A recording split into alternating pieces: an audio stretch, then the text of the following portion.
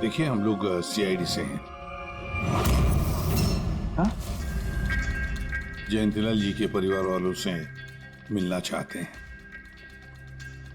मैं जयंतीलाल जी की पत्नी दीपा। दीपा जी, हमें पता है ये सही समय नहीं है पूछताछ करने की, मगर क्या करें?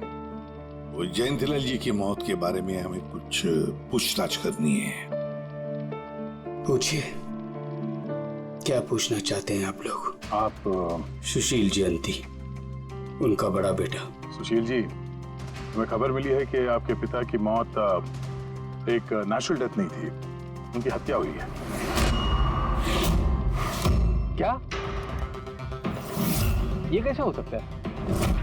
हम डॉक्टर सूरज, मैं जयंतीलाल का फैमिली डॉक्टर हूँ। मैंने ही कल रात उनको चेक करके उन्हें डेथ सर्टिफिकेट दिया था। He died a natural death। ये सही कह रहे हैं।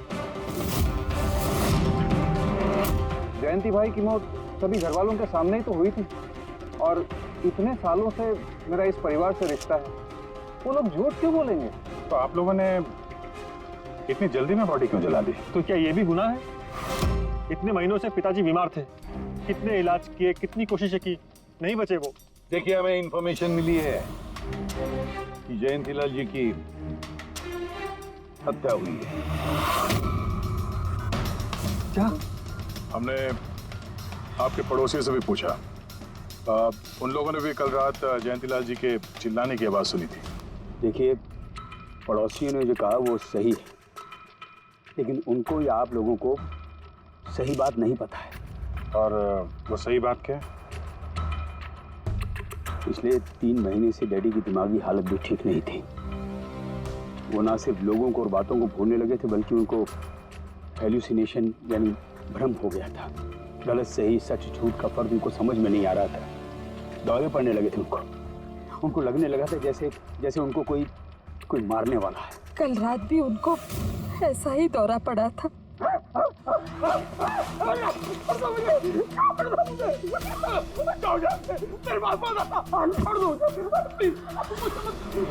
शांत, कूल। इंजेक्शन गई। Fast, come fast. डैडी, शांत, रिलैक्स। कुछ नहीं होगा। बच्चों की तरह क्यों जिद कर रहे हो? सुशील जी, उनका स्लीव ऊपर करो।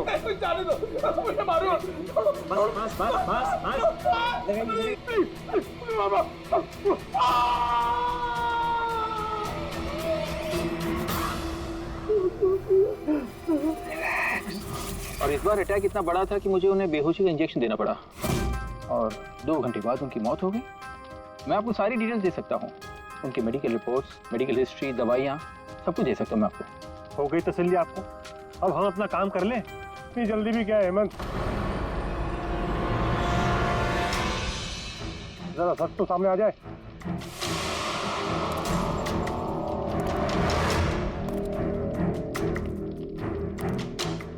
आप सर, मेरा नाम मोहन, मैं जयंतीलाल जी का वकील। मैंने आपको फोन किया था सर। मोहन जी, आपको ऐसा क्यों लगता है कि जयंतीलाल जी की हत्या हुई है? मेरे शक की वजह है उनकी वसीयत। लेकिन ऐसा क्या है इस वसीयत में? सब कुछ, कि उनकी जायदाद में से किसको कितना हिस्सा मिलेगा। उससे क्या फर्क पड़ता है? हम सब एक फैमिली हैं, किसी को छोटा किसी को बड़ा शेयर मिलेगा, यही ना? दैट्स ओके, कोई फर्क नहीं पड़ता है। अगर जयंतीलाल जी की मौत नेचुरल ना होकर मर्डर साबित हुई तो आप में से किसी को भी उनकी जायदाद का कोई हिस्सा नहीं मिलेगा। Nothing at all.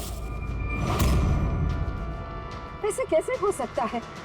मुझे बराबर याद है कि 1 साल पहले उन्होंने मेरी सलाह लेकर ही ये वसीयत बनाई थी, और उसमें तो ऐसा कुछ भी नहीं लिखा था। दीपा जी, 3 महीना पहले उन्होंने नई वसीयत बनवाई थी। ये क्या बोल रहे हैं आप? ये कैसे हो सकता है?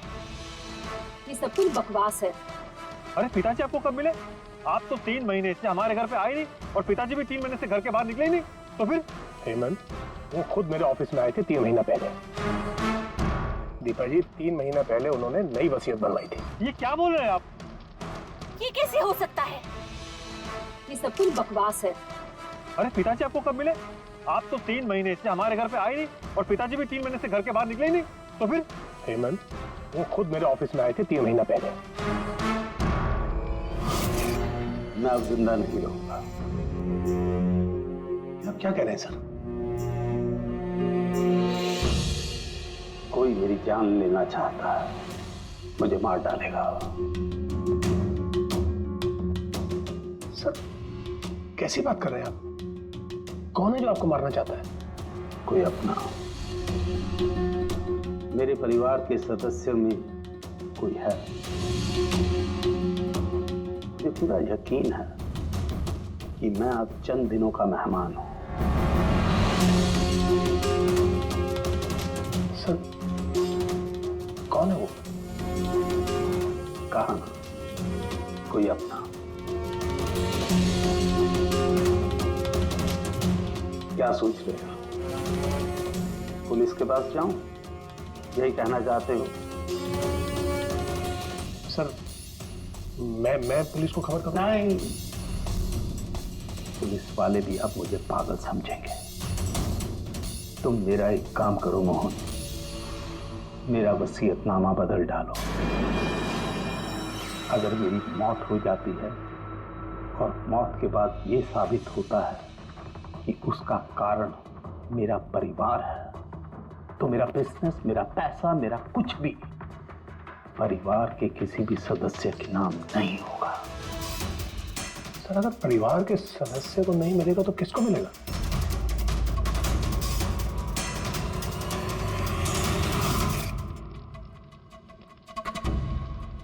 हमें नहीं तो किसे मोहन? जायदाद किसको मिलेगी? और सीआईडी को।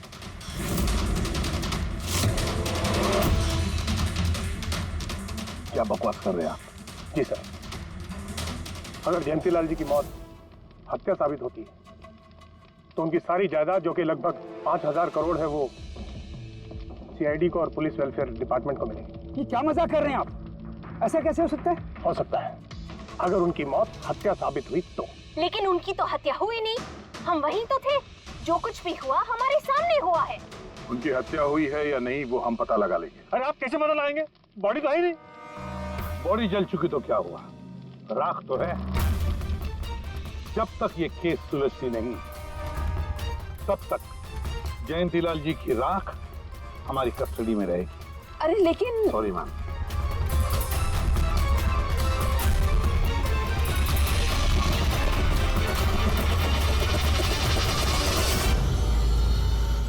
मोहन जी, सर जरा बताइए, क्या जयंतीलाल जी ने खुद आपसे कहा था कि उनके परिवार वालों में से कोई है जो उनकी जान लेना चाहता? जी सर। क्यों? सर वजह तो पता नहीं, लेकिन उनको लगता था कि उनके घर वाले पैसों के लिए उनकी जान लेना चाहते हैं सर। पेटों से वो खुश भी नहीं थे।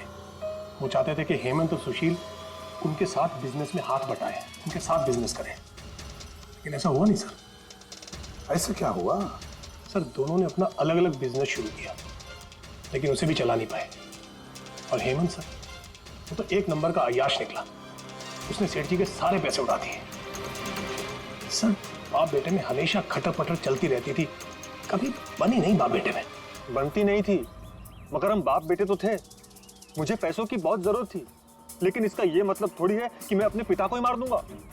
मार भी सकते हो। आखिरकार दुनिया में आधी से ज्यादा गुनाह तो पैसों के लिए ही होते हैं। फिर तो सुशील भैया की वजह मुझसे बड़ी थी। उनका पिछला बिजनेस उन्होंने घाटे में बंद किया और अभी जो है वो नुकसान में चल रहा। सर मार्केट का बहुत पैसा है उनके ऊपर, और डैडी भी इस बार सुशील भैया की मदद करने के लिए रेडी नहीं थे। सर मैं मानता हूं कि डैडी नाराज थे, नहीं दे रहे थे मुझे पैसे, पर मुझे ये भी पता है कि वो मुझे और मेरे परिवार को मरने के लिए नहीं छोड़ सकते थे। खून में उनका खून तो हो, इसीलिए पैसों के लिए अपनों का ही खून बहा दिया। सर एक आइडिया है। क्या है कि अब जो हुआ सो हुआ, उसको बदला तो नहीं जा सकता ना, लेकिन इस सिचुएशन से अपना फायदा जरूर निकाल सकते हैं। क्या मतलब? वो सर आप ये मामला सुलझा दीजिए। मान लीजिए कि नेचुरल डेथ थी। अब वसीयत के हिसाब से पैसे सीआईडी और मुंबई पुलिस की जगह हमें मिलेंगे, जो उसके असली हकदार हैं। नहीं, आप लोगों का जो नुकसान हुआ होगा वो हम आपस में समझ लेंगे ना। सुशील जी, हर आदमी एक जैसा नहीं होता, और दोबारा ऐसे बात करने की गलती नहीं करना, समझे? तुम अपनी दादाजी से बहुत करीब थी ना? दादाजी मुझे बहुत प्यार करते थे। हम दोनों बेस्ट फ्रेंड्स के जैसे थे, एक दूसरे से सारी बातें शेयर करते थे। कभी दादाजी ने तुमसे ये कहा था कि कि उनकी जान को खतरा है, कोई उन्हें मारना चाहता है, ऐसे कभी कुछ कहा था उन्होंने? उन्हें हर किसी से डर लगता था। दादाजी सिर्फ मेरे पे विश्वास करते थे, बाकी उन्हें सबसे डर लगता था। उन्हें लगता था कि कोई उन्हें मार देगा। चलो दादू, अब हम खाना खाएंगे। क्या ये? चलो चलो चलो चलो दादू। मुझे वो सब लोग इसमें जहर मिला के मुझे मारना चाहते हैं। कौन मारना चाहता है दादू आपको? वो सब लोग मिले हुए हैं, सब मेरे खिलाफ साजिश कर रहे हैं। तुम मत खा, अरे फेंक देते, वरना तुम भी मर जाएगी। दादू आप मेरा विश्वास करो, ये खाना मैंने अपने हाथों से बनाया, इसमें कुछ नहीं है, इसमें जहर भी नहीं, कुछ नहीं है दादू। आप मेरा विश्वास करो। देखो देखो देखो, मैं हाथों में खा रही हूँ ना, देखो देखो, मुझे कुछ हुआ, मैंने अपने हाथों से बनाया। चलो दादू, चलो चलो चलो, खाओ खाओ खाओ खाओ। गुड दादू, गुड दादू। चलो एक और बाइट, जल्दी से जल्दी से जल्दी से जल्दी से एक और बाइट खाएंगे। अच्छा है ना दादू? गुड गुड, चलो चलो। कितना प्यार करती है तू, मेरा कितना ख्याल रखती है, बाकी सब लोग मेरी दौलत के पीछे हैं, मुझे मार देंगे। दादू आपको कुछ नहीं होगा, आपका बहादुर बच्चा है ना इधर, मैं आपको कुछ नहीं होने दूंगी। देखो, अब तुम घर जाओ, जाओ, और देखो किसी भी चीज की जरूरत पड़े तो मुझे फोन करना, ठीक है? जाओ।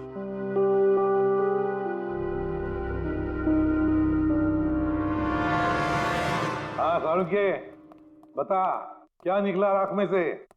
बॉस, राख में से बड़ी जबरदस्त बात निकली है। हालांकि इस राख ने मुझे कम परेशान नहीं किया, लेकिन मैंने भी इसका मुंह खुलवा ही लिया, है ना? तो फिर बता दे यार। बताता हूं। तारिका? हाँ सर, हमने इस राख का स्पेक्ट्रोस्कोपी टेस्ट किया। फिर रिपोर्ट से बात साबित हो गई है बॉस कि जयंतीलाल की मौत नेचुरल नहीं है, जयंतीलाल को मारा ही गया। क्या कहा तुमने? जयंतीलाल की मौत नेचुरल डेथ नहीं थी? नहीं। कैसे समझे? कैसे मारा? लार्सनिक से। लार्सनिक? जयंतीलाल की राख में हमें लार्सनिक मिला है बॉस। राख में से लार्सेनिक? सर कुछ केमिकल्स और हेवी मेटल्स, धातु ऐसे होते हैं जो जलने पर भी नहीं खत्म होते। लार्सेनिक उनमें से एक है, इसलिए लाश के पूरी तरह जल जाने के बावजूद उसमें मौजूद लार्सेनिक जलाने और राख में ऐसे ही रहा। लेकिन एक बात समझ में नहीं आ रही है कि अगर जयंतीलाल की मौत लार्सेनिक की वजह से हुई है तो फिर उसके फैमिली डॉक्टर सूरज को ये पता कैसे नहीं चला? पता कैसे नहीं चला? उसने नेचुरल डेथ का सर्टिफिकेट इश्यू किया ही कैसे और क्यों? बॉस, अगर लार्सनिक जैसा जहरीला केमिकल इंसान के शरीर में एक साथ बहुत ज्यादा मात्रा में पहुंचा दिया जाए तो इंसान की तुरंत मौत हो जाती है, लेकिन अगर यही जहर धीरे धीरे थोड़ी थोड़ी मात्रा में उसके शरीर में पहुंचाया जाए तो उसकी मौत एक साथ एकदम नहीं होती है। पहले उसकी याददाश्त जाती है, फिर उसे अजीब अजीब से सपने आने लगते हैं, उसे हेलुसिनेशन होने लगता है, भ्रम होने लगता है, फिर पागलपन के दौरे पड़ते हैं। और जयंतीलाल के साथ ये सब कुछ हो रहा था। लार्सनिक? जी हाँ, लार्सनिक। और इससे ये साबित हो गया कि जयंतीलाल जी की मौत बीमारी से नहीं बल्कि उनका खून किया गया। लेकिन ये किया किसने? वही पता करने हम लोग यहाँ हैं। अभिजीत, जयंतीलाल जी का कमरा चेक करना पड़ेगा। Okay sir.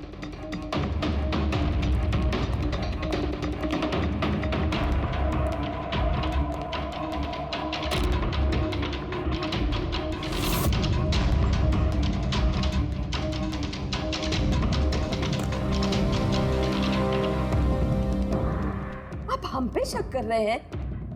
आपने ऐसे सोच भी कैसे लिया कि हम लोगों में से कोई ऐसी घिनौनी हरकत कर सकता है? ऐसा कुछ नहीं है माँ, ये सब इनकी चाल है। डैडी की प्रॉपर्टी इन्हें मिल जाए, इसके लिए मनगढ़ंत कहानी बना रहे हैं ये लोग। बकवास मत करिए सुशील जी, दोबारा ऐसा बोला ना अंदर डाल दूंगा।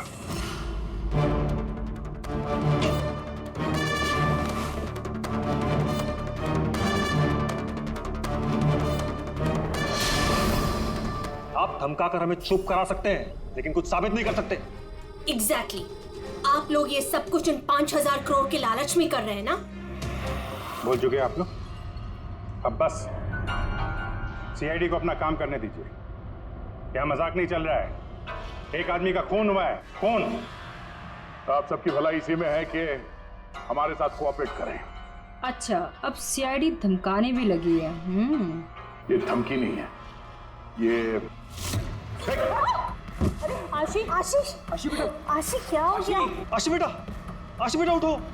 आशी आंखें खोलो, क्या हो गया तुम्हें? आशी आशी बेटा क्या हो गया? अरे जरा देखो इसे भी, क्या हो गया मेरी बच्ची को? आशी क्या हुआ? आंखें खोलो हो गया। आशी बेटा, आशी आशी आशी क्या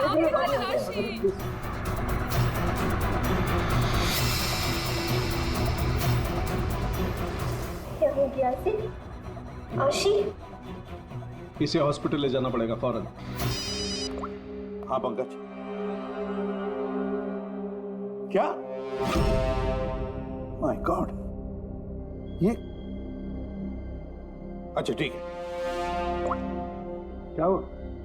ये डॉक्टर सूरज ने आशी के कुछ टेस्ट किए थे, पता चला कि उसके खून में भी लार्सेनिक है। लेकिन सर, लार्सेनिक आशी के खून में पहुंचा कैसे होगा? सर ऐसी कोई कॉमन चीज जो जयंती लाल जी और आशी दोनों के कांटेक्ट में आई हो? खाना। अब आशी ने बताया था ना कि कुछ दिनों से जयंती लाल जी का खाना वो खुद टेस्ट कर रही थी।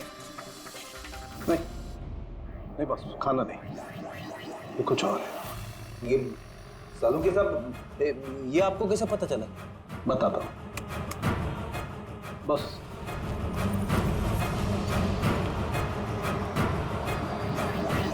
ये है वो बाल जो हमें जयंतीलाल के हेयर ब्रश में से मिला है। अब लार्सेनिक तो अधिकतर नाखूनों में और बालों में ही जमा होता है, तो जब हमने इस बाल के छोटे छोटे टुकड़े करके एनालिसिस किया तो रिजल्ट आया ये। और सर हमने इन टुकड़ों का एटॉमिक अब्जॉर्प्शन टेस्ट किया तो पता चला कि दूसरे केमिकल्स के साथ साथ इसमें लार्सेनिक भी है। अब क्योंकि बाल धीरे धीरे बढ़ते हैं इसलिए हमने इस रिजल्ट को कैलेंडर के साथ टैली किया।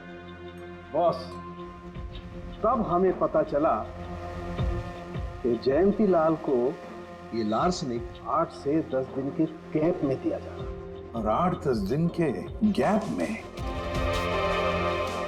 इसका मतलब जो भी है, जयंतीलाल को हर 8-10 दिन के इंटरवल पर लार्सेनिक दे रहा था, धीरे धीरे मार रहा था। और इसकी शुरुआत हुई बॉस 3 महीने पहले। 3 महीने पहले? सर हाँ, फिर तो खूनी जयंतीलाल जी के घर वालों में से कोई नहीं होगा। परिवार वाले 8-10 दिन तक इंतजार क्यों करेंगे? एक ही बार में मार देंगे।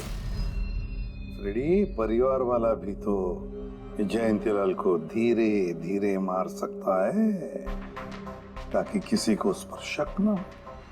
सर पिछले 3 महीने से कुछ मसाज करने वाले आ रहे थे, मैंने बताया था आपको। हाँ, चेक कर चुके हैं हम उनको। उनके अलावा और कोई आता था क्या? कोई एक हो तो बताओ। उनके दोस्त, पुराने बिजनेस पार्टनर और ऑफिस के स्टाफ वगैरह बहुत सारे लोग आते रहते थे घर पे। जी, डैडी बहुत सोशल थे, लोगों से मिलना जुलना, पार्टीज में जाना उनको बहुत अच्छा लगता था। इसीलिए जब उन्होंने बाहर जाना बंद कर दिया तो लोग उनसे मिलने घर पर आने लगे।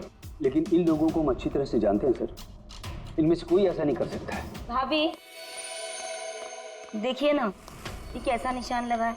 4 बार धोया, 4 बार छुटाया, फिर भी नहीं हट रहा। अरे ठीक से धो ले, साफ हो जाएगा। अरे भाभी कितनी बार रगड़ा, नहीं जा रहा। और जाएगा भी नहीं, क्योंकि ये दाग खून का है।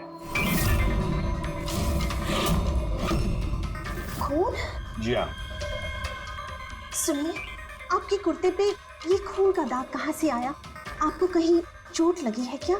क्या हुआ आपको? मुझे नहीं पता। अरे मुझे मेरे कुर्ते पर कहाँ से आया? मैं खुद हैरान हुआ था कल जब मैंने इसे देखा। तो कल लगी आपको ये चोट? नहीं, मुझे कोई चोट नहीं लगी। हाँ, जब मैं कल लोगों से मिल रहा था तब ये खून का दाग लगा मुझे।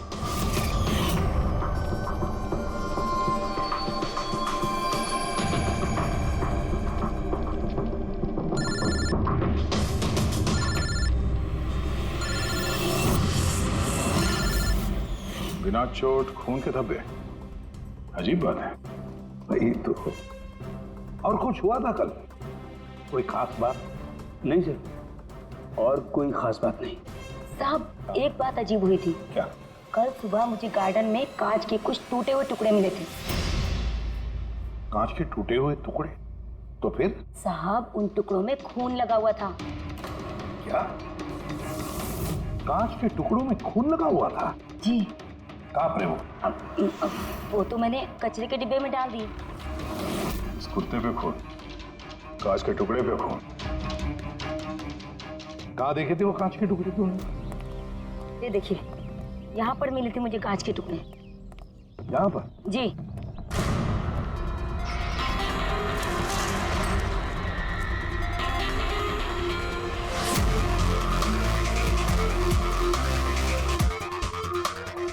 टूटा हुआ बल्ब है सर। बल्ब का टुकड़ा मिला क्या उसके? काम करो अभिजीत, इस घर में जितनी भी लाइटें हैं, लैंप्स हैं, सब चेक करो। देखो कोई बल्ब गायब है क्या?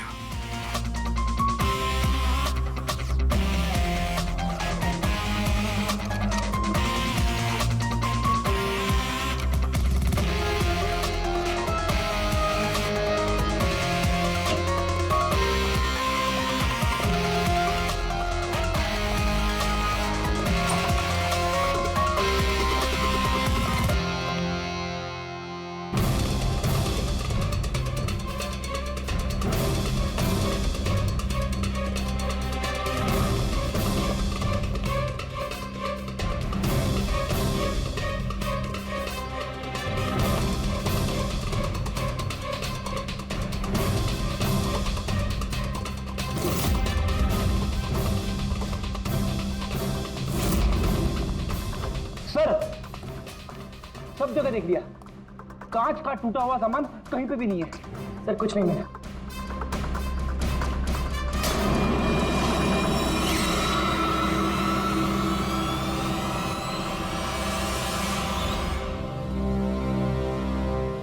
सर! हाँ अभिजीत, ये सर, ये देखिए, यहाँ का बल्ब गायब है।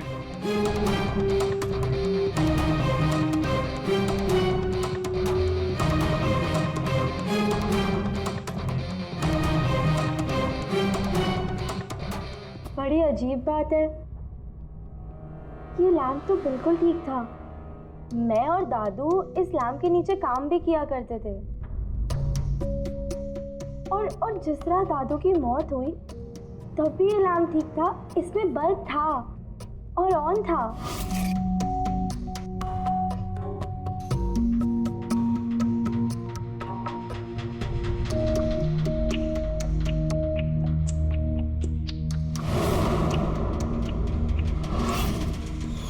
तो फिर इस लैंप से बल्ब अचानक गायब कैसे हो गया?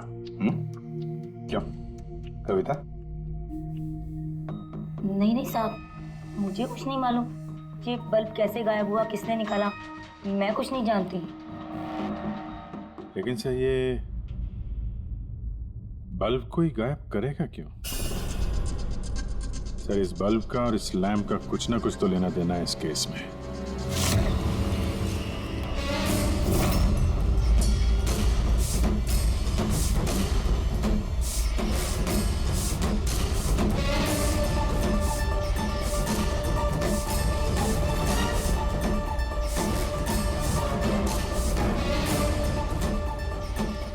बॉस, ये धब्बे देख रहे हो? ये धब्बे लार्सनिक के हैं। लेकिन ये लार्सनिक के धब्बे पूरे लैंप पर कैसे? बॉस, हुआ ये होगा, खूनी जयंतीलाल जी के घर पे आता होगा हर 8 या 10 दिन में। नमस्ते साहब। साहब ऊपर है अपने कमरे में।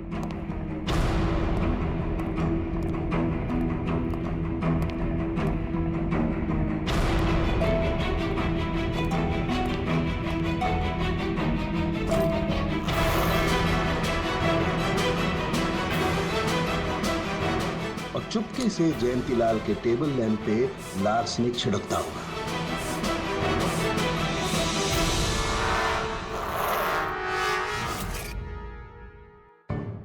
शायद जयंतीलाल जी हमेशा इस टेबल पर बैठ करके काम किया करते थे।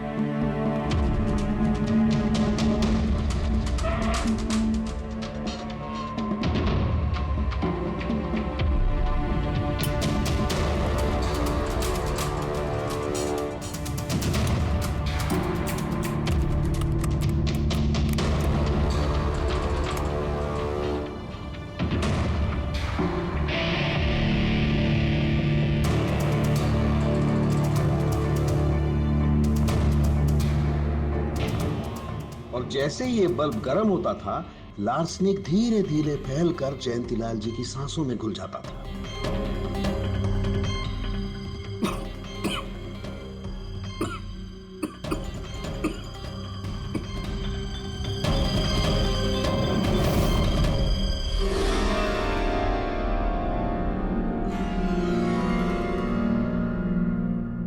सालों के साथ आशी को लार्सेनिक का इतना असर क्यों नहीं हुआ? उसे लार्सनिक का इतना असर इसलिए नहीं हुआ फ्रेडी, क्योंकि वो यहाँ हमेशा नहीं रहती थी। कभी कभी आती थी अपने दादाजी के पास।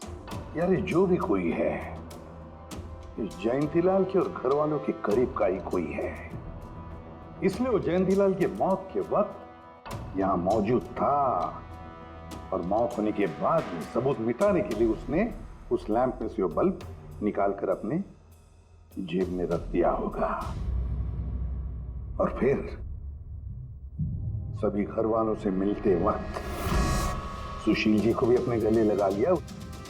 जैसे सुशील को उसने गले लगा लिया, उसके जेब में जो उसने बल्ब छुपा के रखा होगा वो फूट गया, जिसकी वजह से उसके कमर में जख्म भी हुई, और उस जख्म से जो लहू निकला, जो खून निकला, वो सुशील के कपड़ों पर आया। मतलब सर, खूनी घर वालों में से कोई होगा? नहीं फ्रेडी, घर वाला तो नहीं लगता, और घर वाला होता तो बस जेब में रख के थोड़ी ना घूमता।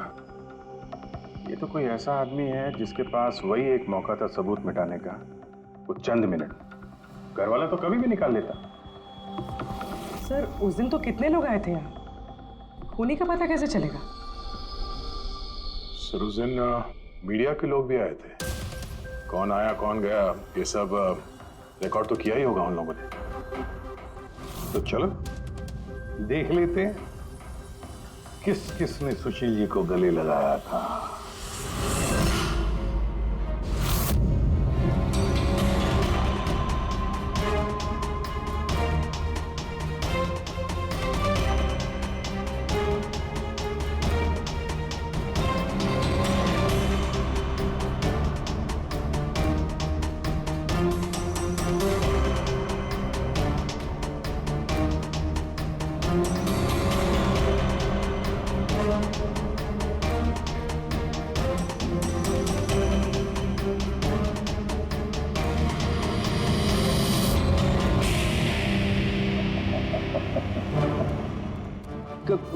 क्या हुआ सर?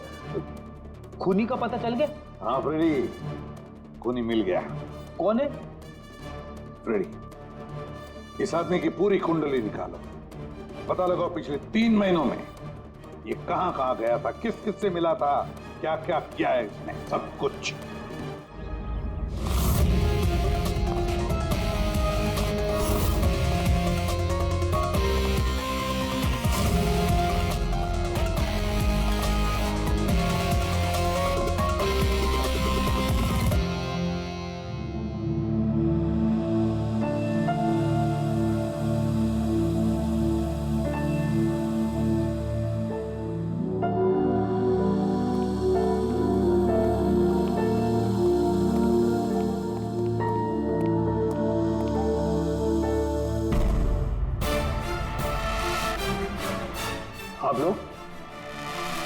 आप लोग फिर यहाँ हैं?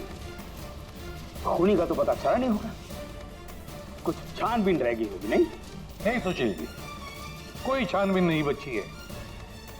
खूनी का पता चल गया और खूनी अभी इसी वक्त यहाँ हम सब के बीच मौजूद है।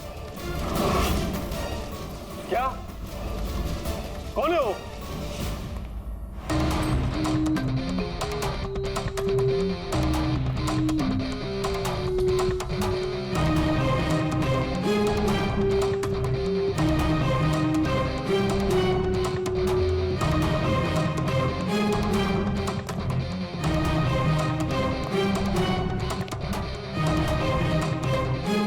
अरविंद जी,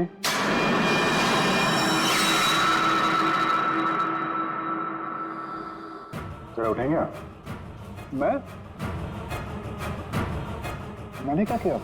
अरविंद जी, आपने क्या किया इसका तो पता हमने लगा ही दिया। बस अब आपके कारनामे हम आप ही के मुंह से सुनना चाहते हैं। क्या बकवास है ये? आप मुझ पर इल्जाम लगा रहे हैं। आपको क्या लगता है कि मैंने जयंती को मारा? अभिजीत, मौका मिला था, मान जाते तो सबके सामने कपड़े नहीं उतरते। जरा एक कुर्ता उठाना। क्यों? अरे उठाओ सर। क्यों?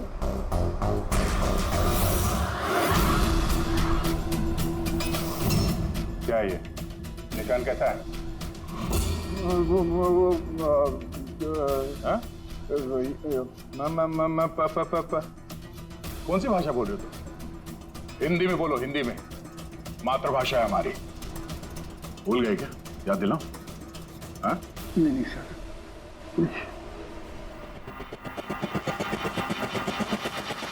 बताता हूँ। नफरत करता था मैं जयंती से। 5 साल पहले हमने एक बिजनेस शुरू किया था। आज ये इतना बड़ा 5000 करोड़ का एम्पायर है ना, वो मेरे मेहनत की कमाई थी। मैंने अपनी जिंदगी की सारी जमा पूंजी इस बिजनेस पे लगाई थी, पर जयंती की नीयत में खोट थी। उसने मुझे धोखा दिया, मुझे मेरी कंपनी से निकाल दिया। तब मैंने सोचा कि जब मौका मिलेगा तो मैं इसका हिसाब चुकता करूंगा।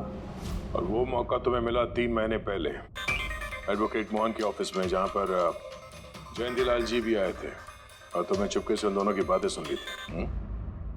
अगर मेरी मौत हो जाती है और मौत के बाद ये साबित होता है कि मेरी किसी ने हत्या की है, तो मेरा बिजनेस, मेरा पैसा, कुछ भी मेरे परिवार के किसी भी सदस्य को नहीं मिलेगा। सर, अगर परिवार के सदस्य को नहीं मिलेगा तो किसको मिलेगा? सीआईडी को, जो मेरा मर्डर इन्वेस्टिगेट करेगा। मुझे लगा अच्छा मौका है, जयंतीलाल को मारूंगा मैं और शक जाएगा उसके परिवार पर। और इसीलिए तुमने जयंतीलाल की तरफ दोस्ती का हाथ बढ़ाया, एक नया प्रपोजल लेकर। क्यों? मेरे दिमाग में एक आइडिया था जिसके लिए मेरा उसके घर बार बार जाना जरूरी था।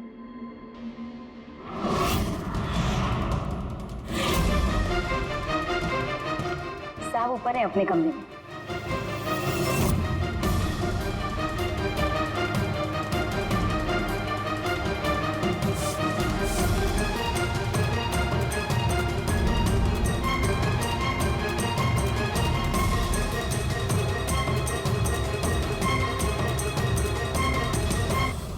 लेकिन एसीपी साहब, आपको इन पे शक कब हुआ?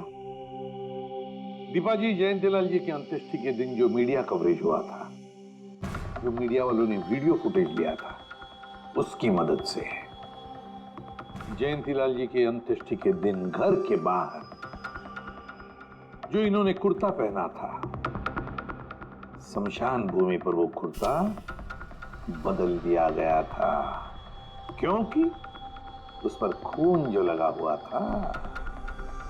क्यों Arvind ji?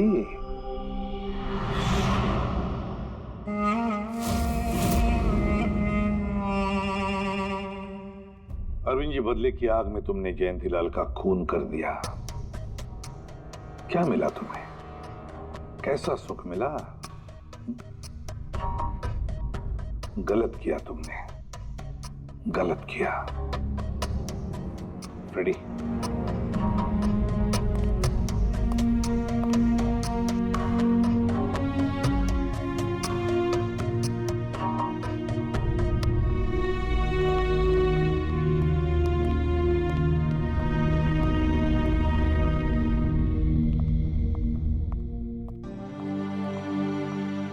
Thank you sir, thank you very much.